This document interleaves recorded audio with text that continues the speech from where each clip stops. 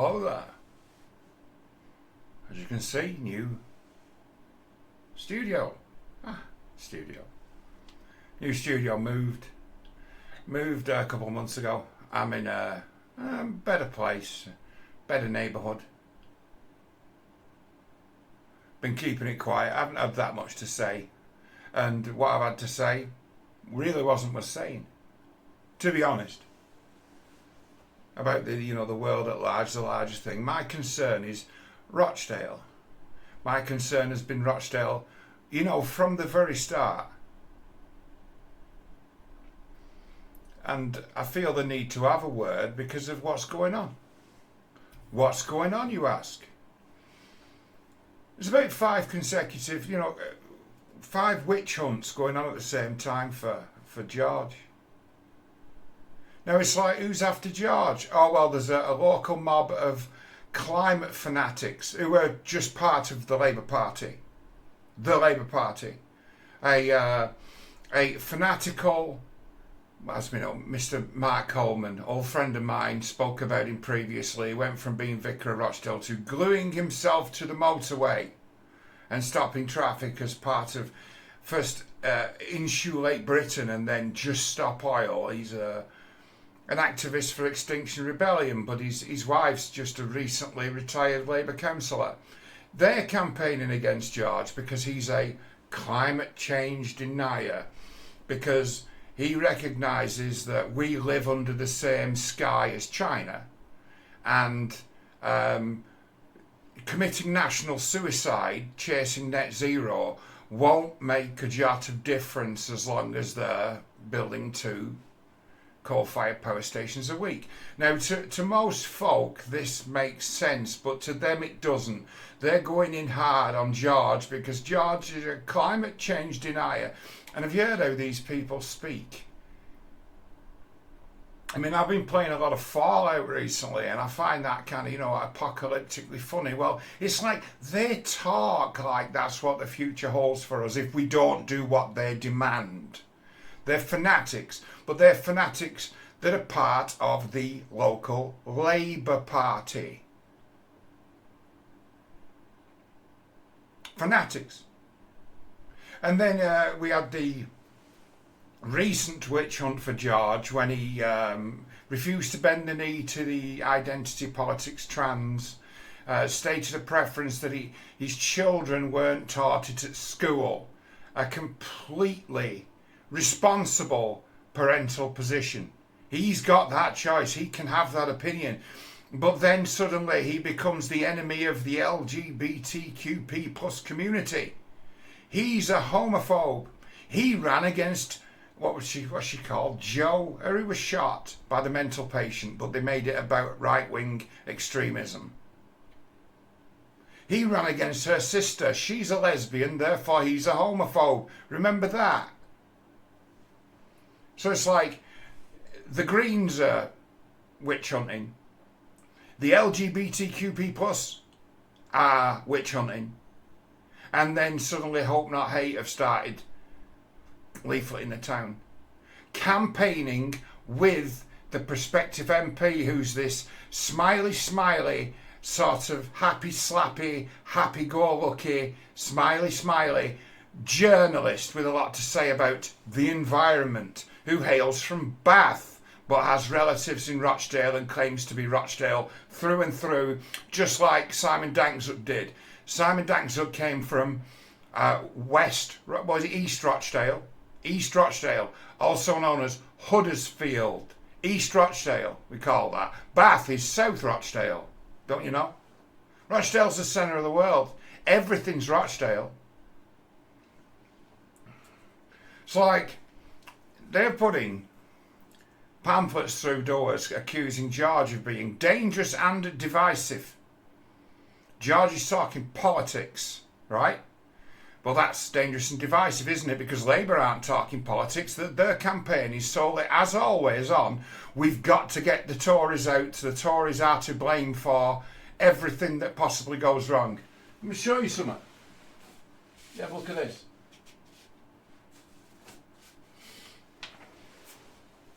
Council tax bill.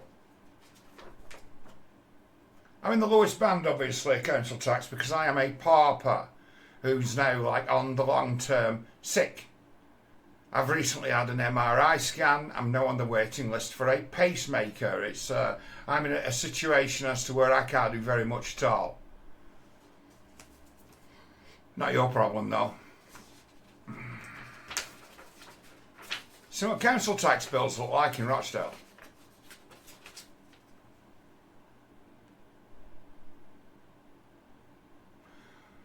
£1,553.49. To have a council who lord it over us and treat us like children while they destroy the town, while they pay millions destroying the town.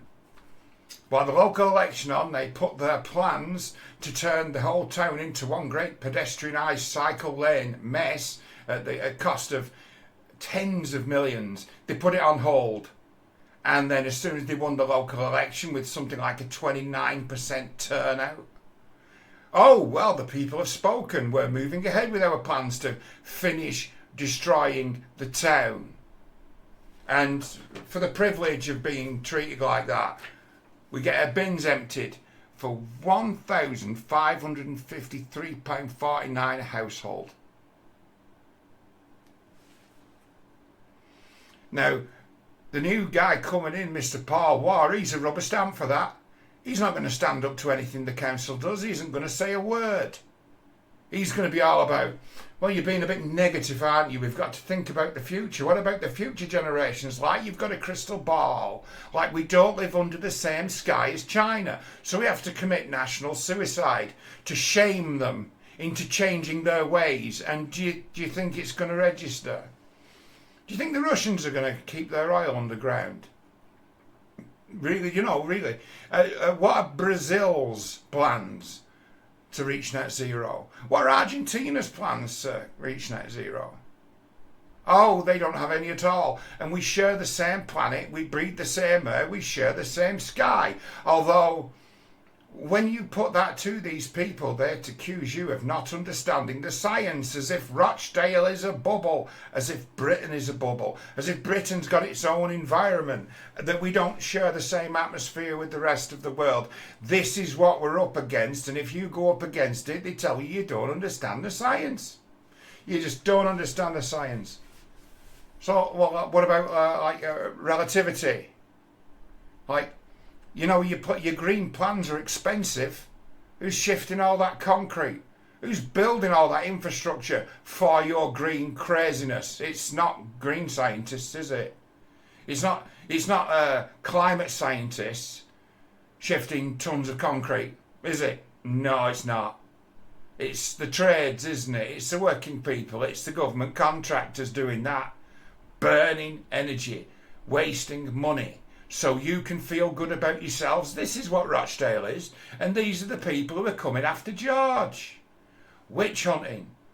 You see, they can't call George racist and they can't call him Islamophobic. It's like, well, why is that, John? It's like because his core support is Rochdale's Muslim population.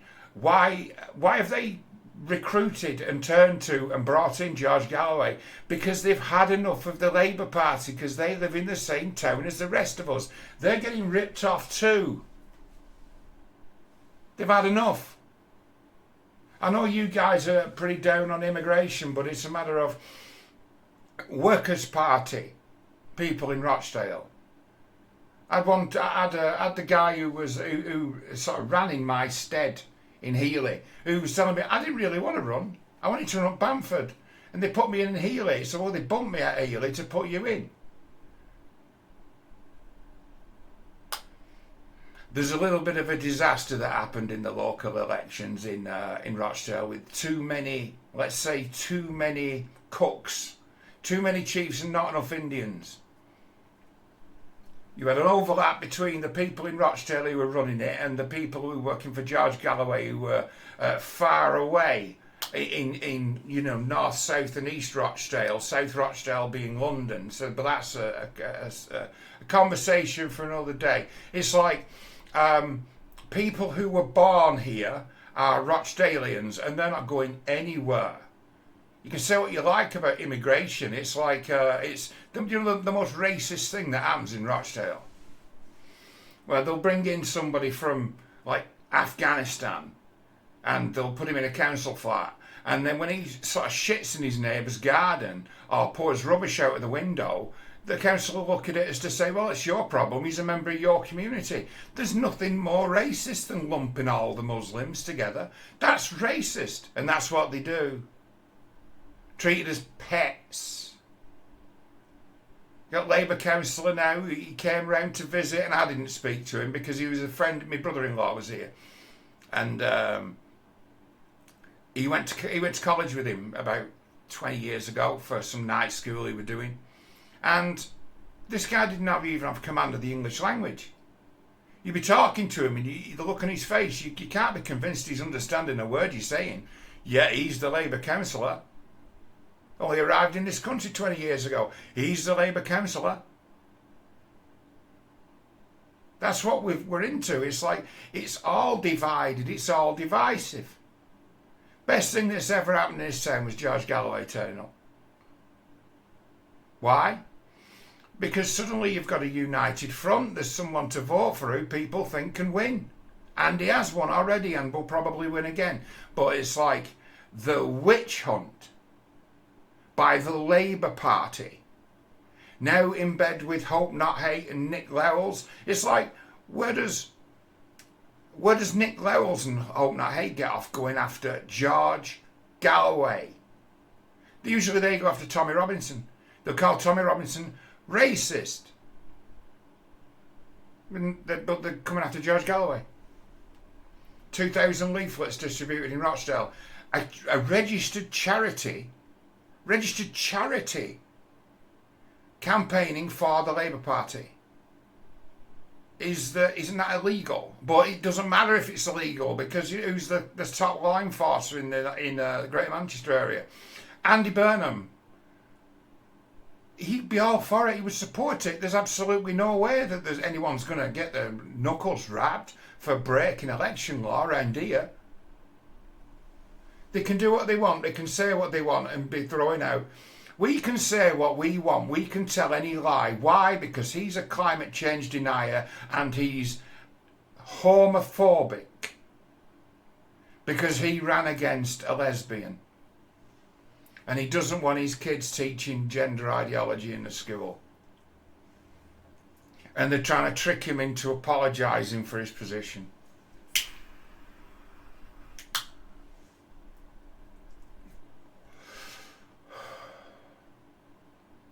So at this stage of the game, when people start throwing shit around, I suddenly get myself involved, don't I? Suddenly I've got something to say about it. It's like, there's only one hit piece been written about me since I became associated with the Workers' Party of Britain. You want to see it? It was in the, what is it? Those who, every campaign, every time you see a renter mob,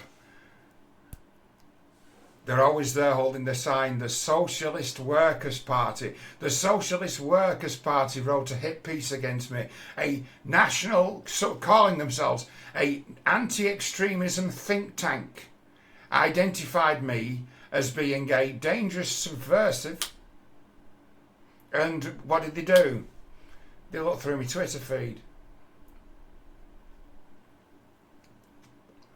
It's like, you ain't seen nothing. I've said far worse things. I'm far more extreme. I've said things you wouldn't believe that I'd stand by. So it's a matter of, as soon as my name got associated with George Galloway, suddenly charities, apparently charities, think charitable organisations, started taking an interest in what I'd said on Twitter as to that I might be a dangerous political subversive. Well, I am certainly a climate change denier. I'll talk till I'm blue in the face. I could sit down and give you 10 hours on why I'm a climate change denier. Identity politics. Well, I see it as I've been in the battle against that from the very beginning.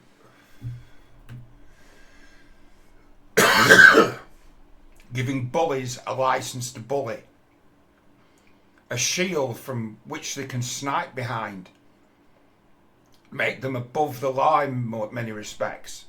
And I see that as being a terrible thing. And it's not just because I'm a white straight man and don't have a PC card. I have white privilege, don't I? So I use my white privilege to say what I think.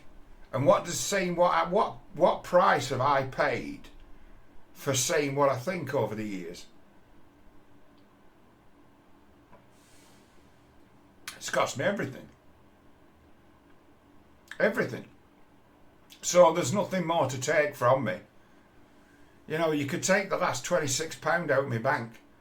I'm 7 days until I get me universal credit. I'm on basic universal credit, having made application for basically to go on the sick when I was hospitalised. And we're halfway through June and I still haven't received a single penny on top of basic universal credit. I am effectively housebound due to my 25% ejection fraction, my left ventricle that doesn't work at all. Yet I'm sat here in absolute poverty with, you know, the only luxury in life I get is I get myself 30 grams of tobacco a week.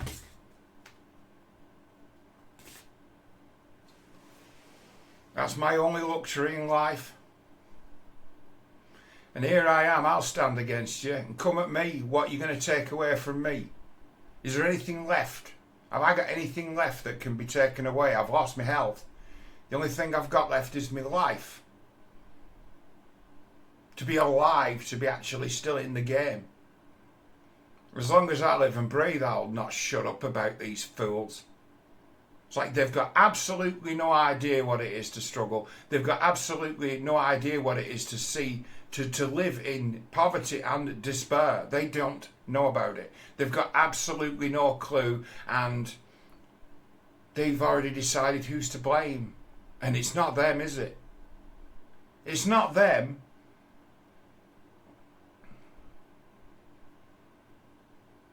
They haven't spent a minute thinking about the ins and outs of why things are the way they are in a town like Rochdale. It's just, well, it wasn't us, was it? We're the good side. Even though we've been in charge of the town for many years. Every misstep in this town it tracks back to the council, tracks back to the Labour Party. Who the hell would want to come to Rochdale and go into business with those gangsters? Who? Suddenly, it's not your business, it's their business, and you're just running it for them. They are worse than the banks. They're almost a protection racket. The gangsters haven't got anything on Rochdale Council for how they want a piece of your action, and how you have to bow and scrape to them, yet they come to you every year with a bill for £1,500 for the privilege of having your bins emptied by such a fine organisation. This is what it's like.